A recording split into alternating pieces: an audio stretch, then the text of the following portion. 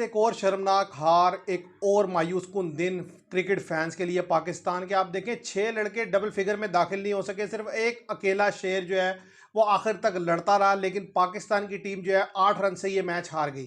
तो वेलकम करता हूं मैं आपको क्रिक चैट में। अगर सबसे पहले हम नज़र डालें आज की जो मैच समरी थी, मैच समरी कुछ इस तरह से रही कि पाकिस्तान ने टॉस जीतकर इस दफ़ा बॉलिंग का फैसला किया और बांग्लादेश की टीम को 133 रन पर बोल्ड आउट किया। लेकिन असल जो बात देखने वाली है कि बांग्लादेश ने ये जो रन्स बनाया 133, एक स्टेज ऐसी थी जब बांग्लादेश के 25 फॉर 4 थे, लगता था कि बांग्लादेश 133 नहीं बना सकेगी। लेकिन उसमें क्रेडिट देना होगा बांग्लादेश के दो बैटर्स को जिन्होंने 50 रन की ऑलमोस्ट पार्टनरशिप बनाई। उनमें थे मेहदी हसन मिराज और जाकिर अली, और जाकिर अली लास्ट बॉल पर जाकर आउट हुए। 56 रन की इनिंग्स खेली, 5 या 6 सिक्सेस उन्होंने लगाए, जबरदस्त बैटिंग की। और पाकिस्तान की तरफ से बॉलिंग की बात की जाए तो सलमान मिर्जा ने बेहतरीन बॉलिंग करते हुए 4 ओवर में 17 रन देकर 2 विकेट ली। मोहम्मद दानियाल खेल रहे थे, 4 ओवर में 23 रन देकर 2 विकेट ली। अब्बास अफरीदी 4 ओवर 37 रन देकर 2 विकेट लिए। लेकिन जब बैटिंग के लिए पाकिस्तान आए तो सबसे मायूस कुन बात यह थी कि पाकिस्तान के जो टॉप ऑर्डर के 6 बैटर थे उनमें से एक लड़का भी डबल फिगर में दाखिल नहीं हो सका। आप देखें इनमें नाम कितने बड़े बड़े, 8 रन बनाकर आउट हो गए, साइम 0 पर रन आउट हो गए। इसी तरीके से आप मोहम्मद हारिस 0 पर आउट हो गए। ऐसे ही अगर बात की जाए हसन नवाज 0 पर आउट हो गए।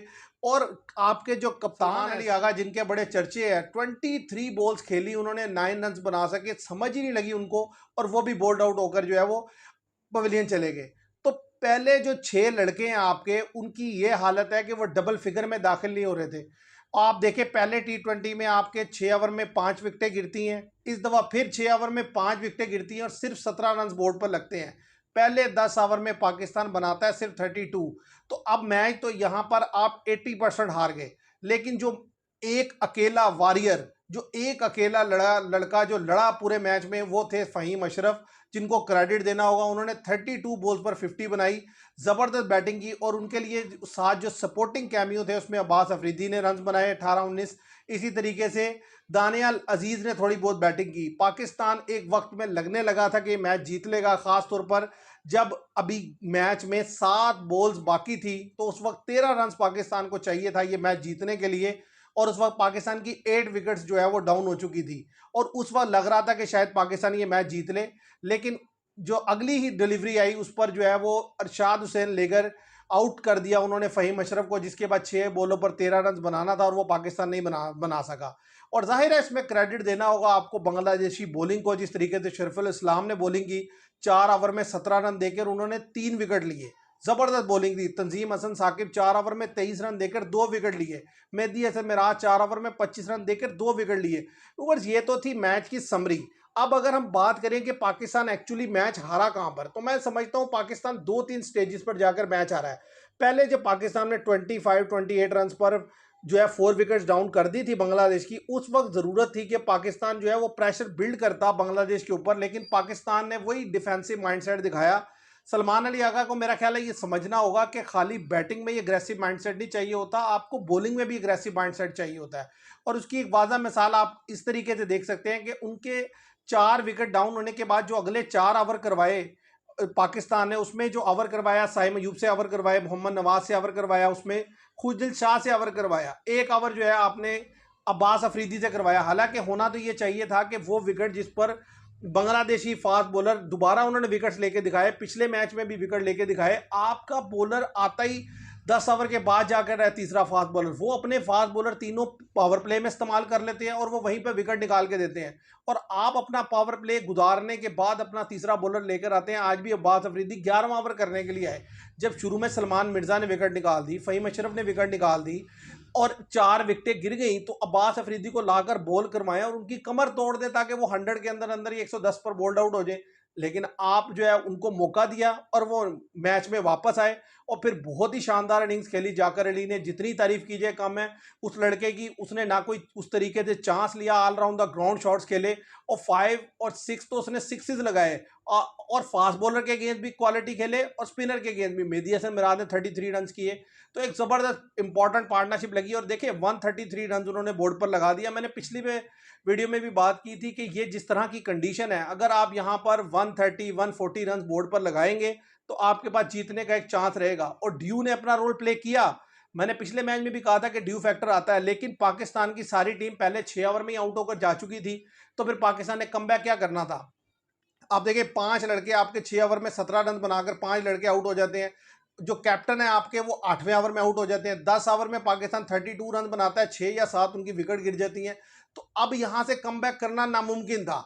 तो उसमें तो आपको क्रेडिट देना होगा कि जिस तरीके से फहीम अशरफ ने एक्स्ट्रा ऑर्डिनरी इनिंग्स खेली 50 रन की। अगर वो खड़े रह जाते, 3-4 बॉल्स और खेल जाते तो मैच का नतीजा पाकिस्तान के हक में हो सकता था। लेकिन मैं ये समझता हूं कि वो फिर पाकिस्तान के लिए अच्छा नहीं होना था। उसकी वजह यह है कि ये लड़के बुरी तरह एक्सपोज हुए हैं।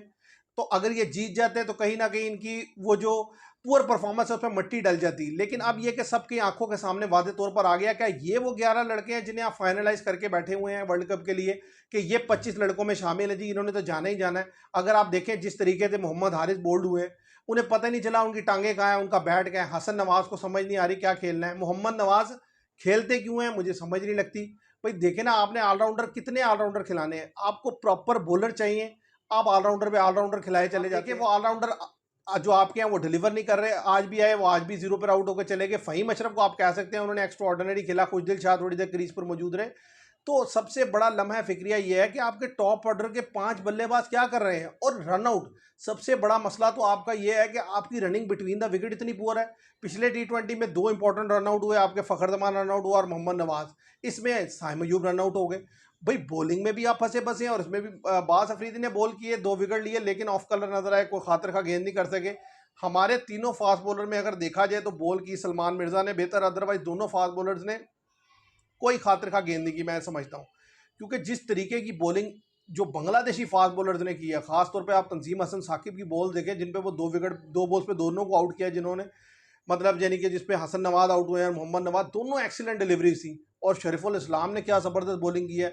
और फिर ज़ाहिर है सबसे नंबर 1 उनके top quality bowler Mustafizur Rahman, वो रन ही नहीं देते। आज विकेट तो उनको एक मिली, लेकिन बड़ी क्रूशल लास्ट में उन्होंने विकेट ली, वो आखिरी विकेट दी। अगर वो नाम गिरती तो शायद पाकिस्तान 8 रन से मैच ना आता, बल्कि 1 विकेट से मैच जीत सकता था। तो बात यह है कि ये सारी की सारी चीज़ें जो होती हैं ये आपको वेकअप कॉल होती है, आपको जगाने के लिए होती हैं कि भाई आप होश के नाखून लें और इन लड़कों पर अभी काम करें और इनको किसी सूरत ये ना कहें ये फाइनलाइज है।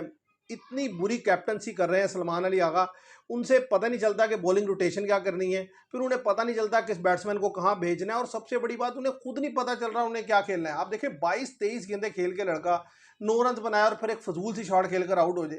भाई या तो आप क्रीज पर अब थोड़ी देर खड़े होकर मैच को निकालने की कोशिश करें। बांग्लादेश ने भी पहले 10 ओवर में 50 रन बनाए थे, लेकिन दूसरे 10 ओवर में उन्होंने रन बनाकर मैच को इतना क्लोज किया। आप भी अगर 3-4 विकेट पर चले जाते और 10 ओवर में 50 रन भी बनाते तो मैच आपके हाथ में था। आखिरी 10 ओवर में तो गेंद हो ही नहीं रहा था, बॉल बार बार हाथ से निकल रहा था, बड़ा इजी बैट पर आ रहा था, लेकिन आप सीरीज हार गए। आपने नाक कटवा दी, फैंस को डिसअपॉइंट किया। एक सीरीज में फैंस अगर थोड़ा सा होपफुल होते हैं कि यार चलो पाकिस्तान की टीम कुछ बेहतरी की तरफ जा रही है या बेहतर परफॉर्म करता दिखाई दे रही है, उसके बाद अगली सीरीज में इतनी वर्स्ट परफॉर्मेंस देते हैं कि वो जो थोड़ी बहुत उम्मीद बनी भी होती है वो भी खत्म हो जाती है। आप देखें बांग्लादेश से आप 3-0 जीते थे, अब उसके मुल्क में आप 2-0 तो हो गए हैं, तीसरा T20 रह गया। जो हालात है, जिस तरह आप देखें टॉस जीत कर भी आप हार गए, टॉस हार के भी आप हार गए, यानी कि आप पहले खेल के भी हार गए, आप बाद में खेल के भी हार गए। तो इसका मतलब तो ये है कि आप अगले T20 में पहले खेलें या बाद में खेलें, आप दोनों सूरतों में फंसे हुए हैं।